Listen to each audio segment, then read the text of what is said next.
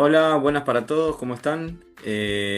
Hoy les traigo información sobre dolor y analgesia. Así que bueno, sin vueltas vamos a empezar con la clase y espero que les sirva. Por definición tenemos que el dolor es una respuesta subjetiva a factores estresantes que pueden ser físicos o psicológicos.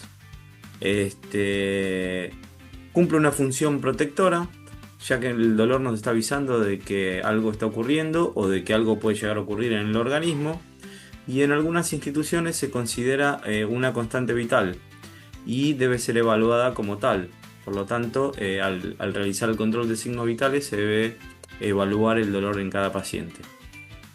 Tenemos, por un lado, McCaffrey, que dice que el dolor es todo lo que la persona experimenta como tal y existe siempre que la persona diga que lo tiene. Esto nos lleva a la explicación de por qué es una respuesta subjetiva. Bueno, solo la persona afectada puede experimentar el dolor. Si el paciente dice que lo tiene es porque lo tiene. Y es una afección que afecta a todo el cuerpo. Tiene una dimensión física, espiritual y cognitiva. Bueno, la neurofisiología del dolor se va a percibir a través de neuronas sensitivas y el sistema nervioso va a responder a través de neuronas motoras. El sistema nervioso lo que va a ser analizar el estímulo doloroso y va a enviar una respuesta. Pero por el contrario, si el estímulo es muy intenso y causa un dolor muy repentino, lo que va a hacer es el organismo elaborar una respuesta refleja. No es que va a llegar hasta el encéfalo la información y el encéfalo va a enviar la respuesta. La respuesta va a ser inmediata, va a ser un acto reflejo. Como por ejemplo cuando nos pinchamos con algo punzante o cuando nos golpeamos fuerte o cuando nos quemamos. Y la intensidad y la duración del estímulo va a ser lo que va a determinar la sensación del dolor, ¿sí?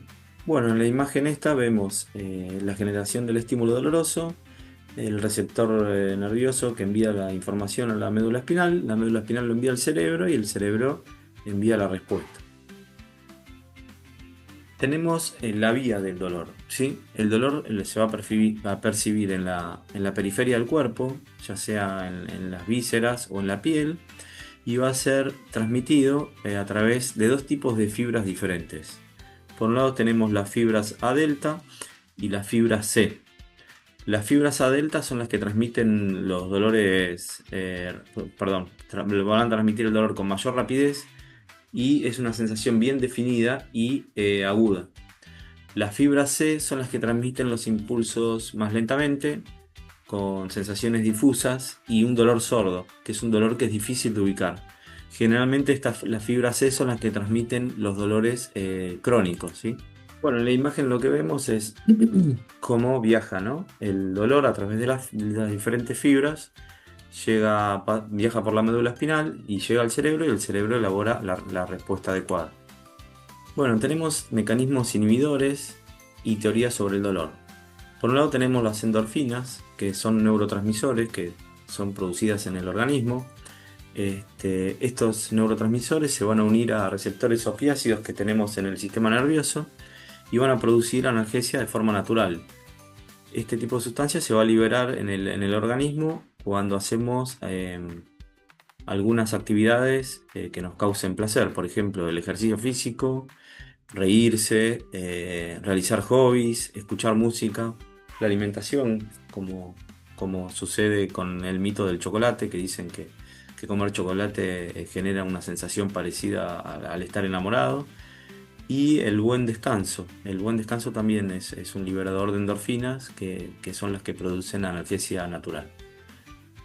Por otro lado tenemos la percepción de cada persona. Según la percepción de cada persona, esto habla de las experiencias previas que tuvieron con dolores, situaciones dolorosas previas, la motivación que tengan, la atención, la personalidad y los diferentes tipos de cultura.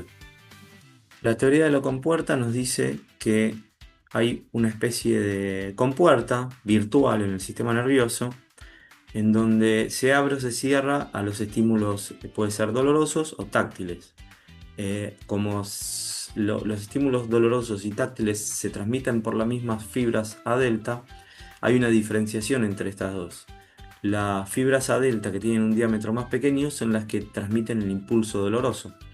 Por lo tanto, las fibras A delta que tienen un diámetro más grande son las que transportan el impulso táctil. Entonces, cuando hay una mayor prevalencia de las fibras A delta con diámetro más grande, el sistema nervioso cierra la compuerta y lo percibe como táctil, como un estímulo táctil no doloroso. Por el contrario, si el estímulo, si las células las fibras A delta que tienen un diámetro más pequeño prevalecen sobre las de las otras fibras, la compuerta se abre y deja pasar el estímulo doloroso. Esto va a depender de la respuesta. Por eso, una persona puede recibir masajes cuando tiene algún tipo de dolor y este no va a ser percibido como dolor, sino va a ser percibido como un mensaje táctil. Por otro lado, bueno, las fibras C delta eran las que las que llevaban un impulso doloroso lento. Tenemos diferentes tipos de dolor. Por un lado tenemos el dolor agudo, que es una duración menor a 6 meses, un inicio brusco, es temporal y es bien localizado.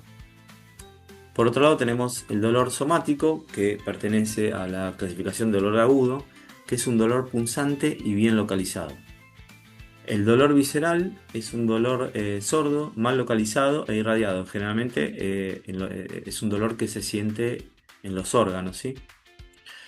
Tenemos el dolor referido, que es un dolor que se encuentra alejado de la zona del estímulo. Esto generalmente puede pasar con dolores, por ejemplo, de un pinzamiento lumbar, que el dolor se siente en la pierna, pero en realidad el estímulo doloroso está en la columna. Y tenemos respuestas físicas a este tipo de dolor, que es el aumento de la frecuencia cardíaca, el aumento de la frecuencia respiratoria y el aumento de la presión arterial. El dolor crónico es un dolor que tiene una prolongación de más de 6 meses y como vimos en el dolor agudo, la respuesta física va a desaparecer por una adaptación fisiológica del organismo. Dentro del dolor crónico tenemos el dolor intercurrente, que es una reactivación brusca. Generalmente ocurre en pacientes que tienen dolor crónico cuando entre dosis y dosis de analgésico, cuando está por llegar la hora de la siguiente dosis, el paciente empieza a referir el dolor. Generalmente se administran dosis de rescate, que es la mitad de la dosis de analgesia que tiene indicada el paciente. Por otro lado tenemos el dolor central, que es un tipo de dolor neuronal, que es por una lesión en el encéfalo. Y tenemos lesiones vasculares y lesiones por tumores. Esto entraría dentro de dolores intercurrentes. Tenemos también lo que se llama dolor fantasma, que esto es muy típico en pacientes que fueron amputados recientemente y que sienten dolor.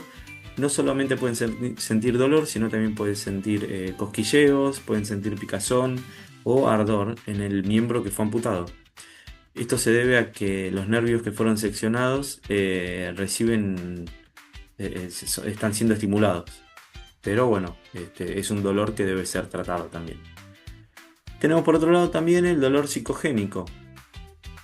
Es un tipo de dolor real, pero no tiene causa fisiológica.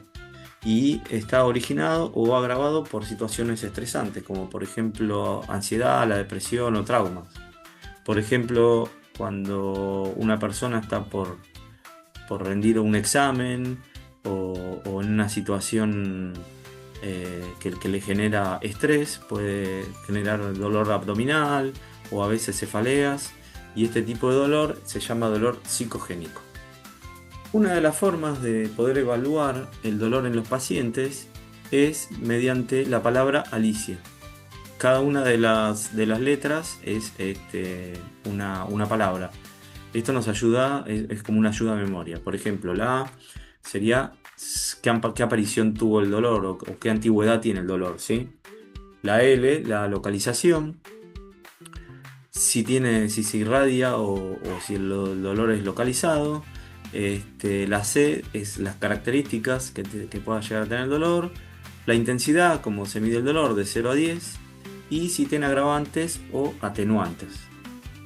La escala de Alicia nos sirve para pacientes lúcidos. Tenemos también escalas para pacientes que no pueden referirnos o que no pueden expresarse. En este caso, la escala de Campbell, que generalmente se utiliza en pacientes pediátricos o neonatos, en donde no pueden expresar con palabras o con números su dolor. Y hay diferentes ítems que vamos a evaluar, como por ejemplo la musculatura facial, la tranquilidad, el tono muscular, la respuesta verbal y la confortabilidad. Cada uno de estos tiene una respuesta que nosotros vamos a evaluar y cada respuesta se le asigna un número. Por ejemplo, si es 0, el dolor no va a existir, no va a tener dolor. De 1 a 3 un dolor moderado leve, de 4 a 6 dolor moderado grave, y si tiene un 6 es un dolor muy intenso. Otra escala que también se utiliza en pacientes pediátricos y neonatos es la escala de Flack, en donde también tenemos diferentes ítems que se le asignan diferentes puntajes, y a la hora de evaluarlo nosotros ponemos los puntajes y de acuerdo a eso el paciente se va a evaluar si el paciente tiene dolor o no, o qué intensidad del dolor. Es muy parecida a la escala anterior de Campbell. Tenemos otra escala que es esta escala generalmente se utiliza en unidades de terapia intensiva, que es escalas de indicadoras de dolor. También es como las anteriores, en donde el paciente no puede expresar y se evalúan diferentes ítems, se le coloca un valor a cada ítem y de acuerdo al valor que nos da es la escala del dolor que vamos a percibir en este tipo de pacientes, ¿sí? Tenemos diferentes tipos de analgésicos que se van a utilizar tanto en el hospital como de forma ambulatoria. Tenemos por un lado los analgésicos no opioides, como por ejemplo el paracetamol, está dentro de este grupo. Y tenemos los AINES. Los AINES son analgésicos antiinflamatorios no esteroides. Significa que no tienen corticoides. Dentro de estos tenemos al ibuprofeno, está el diclofenac, que son los más conocidos, y la aspirina. La aspirina ya casi no se usa como analgésico, pero entra dentro de este grupo. El efecto que van a causar es antiinflamatorio, analgésico y antipirético. Antipirético significa que van a bajar la fiebre en aquellos pacientes que tengan fiebre. Como son diferentes tipos de analgésicos, los no opioides y los AINES, se suele intercalar paracetamol con diclofenac o paracetamol con ibuprofeno, porque son diferentes formas de llegar al foco doloroso, ¿sí? Principal efecto adverso de estos medicamentos son trastornos digestivos en aquellos pacientes que lo usan de forma crónica. Más que nada en trastornos digestivos son úlceras gástricas, pueden causar, y trastornos renales, ya que este tipo de medicamentos se elimina a través de los riñones, se filtran a través de los riñones. El paracetamol, por ejemplo, también puede causar insuficiencia hepática si se usa en mucha cantidad. Tenemos también los analgésicos, los opiáceos, que entre los más fuertes tenemos la morfina, la codeína y el fentanilo. El tramadol también está dentro de este grupo. El efecto que van a causar este tipo de medicamentos es que se van a unir a los receptores opiáceos, como vimos anteriormente con los neurotransmisores, y van a bloquear el mensaje del dolor. El principal efecto adverso que tienen este tipo de medicación es que son depresores del sistema nervioso central, sobre todo de la respiración, ¿sí? A veces vamos a encontrar al paciente somnoliento, también puede causar alucinaciones. Estos son los efectos adversos más típicos que vamos a encontrar en este tipo de pacientes. Por otro lado tenemos antidepresivos que no van a causar una analgesia directa, pero sí pueden inhibir la sensación de dolor y mejorar los patrones del sueño en aquellos pacientes que el sueño es interrumpido por el dolor. Este tipo de medicación puede mejorar los patrones del sueño. Tenemos también anticonvulsivos que se utilizan como inhibidores del dolor en el sistema nervioso central. Los más usados, la carbamazepina se utiliza mucho, la pregabalina y el gabapentin. Son tres medicamentos que se utilizan frecuentemente en para tratar este tipo de dolor. Y por otro lado tenemos la medicación coadyuvante. Los coadyuvantes son medicamentos que de por sí solos no van a generar analgesia, pero que se combinan con los analgésicos y al combinarlos o pueden potenciar su eficacia o ayudar al tipo de analgesia. Por ejemplo, en el caso del ibuprofeno, generalmente se puede combinar con buscapina para aplacar los dolores menstruales cuando las mujeres tienen este tipo de dolor. Y por último, para ir terminando la clase, tenemos la escalera del dolor. La escalera del dolor consta de tres escalones, en donde tenemos el primer escalón, en donde el dolor es leve, se van a utilizar medicación no opioide o analgésicos no opioides, puede ser también un AINES, y se puede sumar o no un coadyuvante. En el segundo escalón tenemos los opioides débiles. Se puede sumar o no un no opioide o un AINES, y también se puede sumar o no un coadyuvante. En este caso podemos mezclar AINES o no opioides con medicación opioide porque actúan de diferente forma. Unos van a bloquear el dolor y otros van a producir analgesia.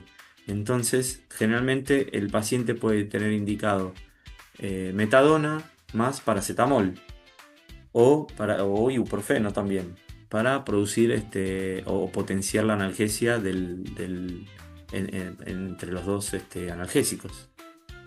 Y tenemos por último el último escalón, el dolor severo, en donde se utilizan opioides fuertes. El más conocido es la morfina, el fentanilo.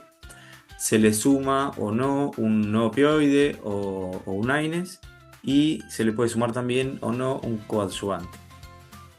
Bueno, llegamos al final de la clase de hoy. Espero que les sirva la información.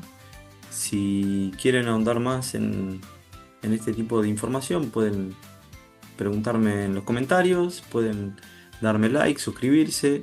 Eso me ayuda un montón. Bueno, nos vemos la próxima. Un saludo.